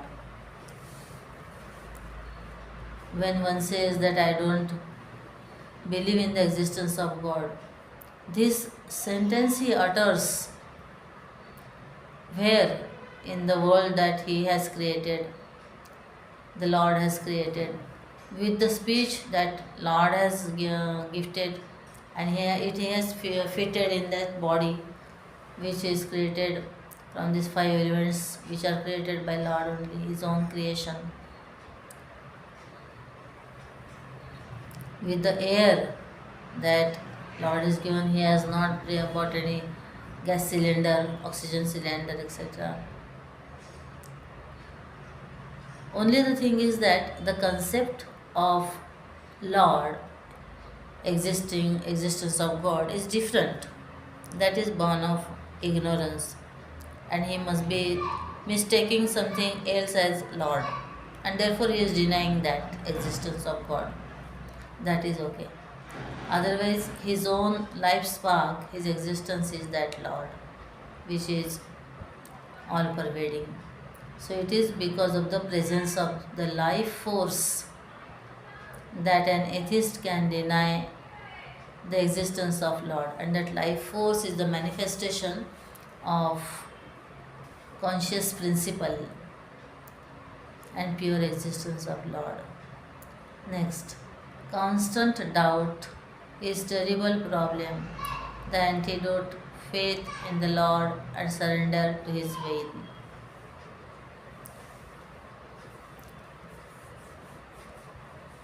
So doubting Thomas never is at rest, never gets peace, it is said. So always doubt leads to confusion and indecisive state, and his life becomes miserable.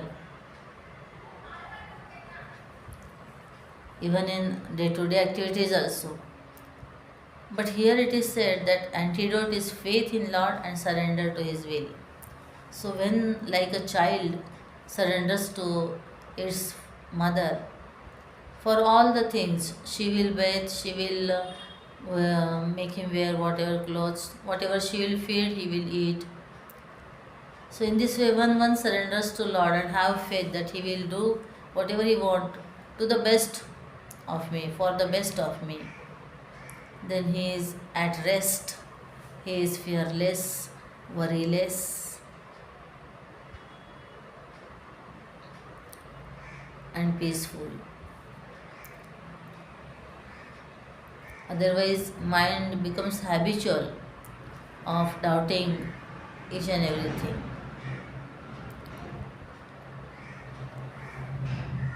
Constant doubt is a terrible problem. The antidote, faith in the Lord and surrender to His will. Because of God's grace only, firm faith we get, and all doubts are dispelled out by first hand, direct, immediate experience of that Lord. Next, an altar in the life, alter your life. When we do our duty for the sake of pleasing the Lord, it definitely transforms us, it improves us.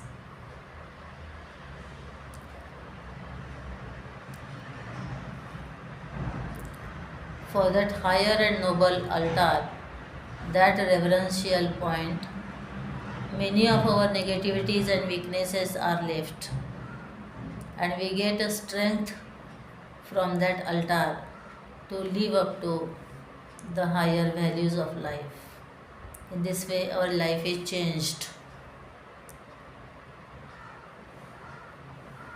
Lastly, when He takes away everything from you, He gives Himself to you. It is seen in the lives of great devotees that He has taken away all the support. His wealth is, the devotee's wealth is taken away, family is separated from him, and everywhere he faces failure and people neglect and ignore him. But then God gives Himself to him, and God is of the nature of happiness and knowledge and eternal existence. So therefore he also becomes that, free from fear, delusion, grief of old age, disease or death. So when He takes away everything from you, He gives Himself to Him.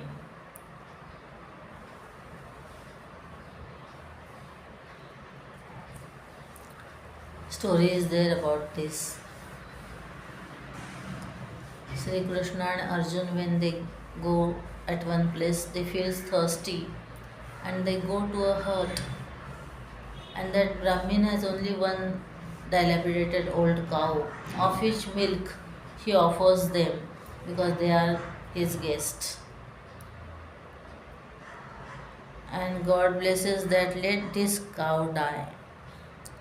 So Arjun wonders why. Then God says, actually he is very staunch devotee, that Brahmin, and now only thing that is coming in between us, that is keeping him away from us, is this reliance on that cow. Because of her I am making my living. So therefore if that goes, then he is 100% and totally dependent on me. Then I will offer myself to him. I will make him full, all full, complete and perfect. Hari Om. Other quotations we see in the next class.